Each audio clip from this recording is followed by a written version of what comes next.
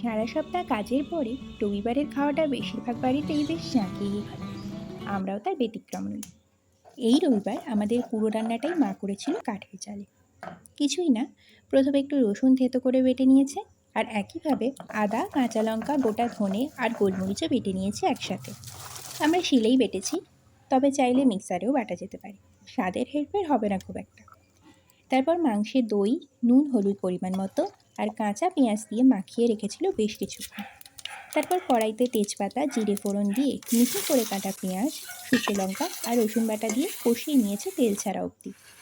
Marinate করা মাংস তারপরে দিয়ে নুন, হলুদ আর বেটে রাখা আদার মশলাটা, টমেটো, গোটা কাঁচা লঙ্কা আর কাশ্মীরি লাল লঙ্কার গুঁড়ো দিয়ে ঢাকা দিয়ে কম আছে কিছুটা সেদ্ধ হতে দিয়েছে মাংসটাকে। কিছু পরে আগে থেকে ভেজে রাখা আলু আর পরিমাণ মতন জল দিয়ে ভালো মতন সিদ্ধ করার পর ওপর থেকে একটু পুদিনা আর ধনেপাতা ছড়িয়ে দিয়েছি, আর দিয়েছে গরম মশলা গুঁড়ো।